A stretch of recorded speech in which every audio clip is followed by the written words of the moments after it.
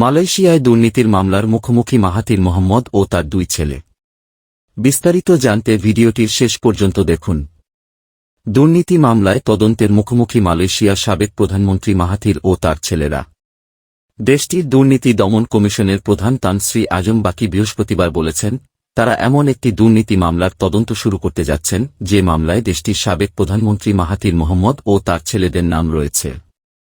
Media সংস্থাগুলোর দ্বারা প্রকাশিত অফশোর আর্থিক এবং ব্যবসায়িক রেকর্ডগুলোর তদন্তের অংশ হিসাবে গত জানুয়ারিতে মাহাথিরের ব্যবসায়ী পুত্র মির্জান এবং মোকজানিকে তাদের সম্পদের পরিমাণ ঘোষণা করার নোটিশ দিয়েছিল দেশটির দুর্নীতি দমন কমিশন। দেশটির ফ্রি মালয়েশিয়া টুডে জানিয়েছে, মালয়েশিয়ার দুর্নীতি দমন প্রধান কমিশনার আজম বাকি বৃহস্পতিবার মাহাথির বা তার ছেলেদের বিরুদ্ধে তদন্তের বিষয়ে বিস্তারিত জানাতে অস্বীকার করেছেন।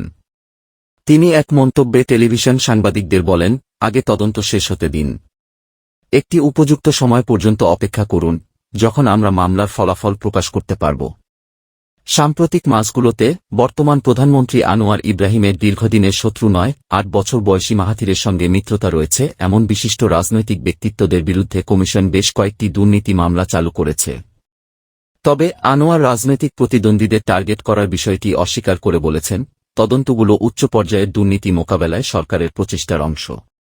ছেলেদের অর্থ পাচারের সঙ্গে মাহাথিরের সংশ্লিষ্টতা রয়েছে কিনা সাংবাদিকরা প্রশ্ন করলে সরাসরি তার জবাব না দিয়ে এমএসিসির শীর্ষ কমিশনার বলেন, অভিযোগটি এখনও তদন্তাধীন। তদন্ত শেষ হলে এবং উপযুক্ত সময় এলেই আমরা এ সম্পর্কিত বিশদ তথ্য দিতে পারব। অনেকেরই ধারণা, মাহাথিরের পরিবারের সদস্যদের বিপদে ফেলতে এমএসিসিকে ব্যবহার করছে বর্তমান প্রধানমন্ত্রী আনোয়ার ইব্রাহিমের প্রশাসন। তবে এই অভিযোগ পুরোপুরি অস্বীকার করেছেন আনোয়ার ইব্রাহিম।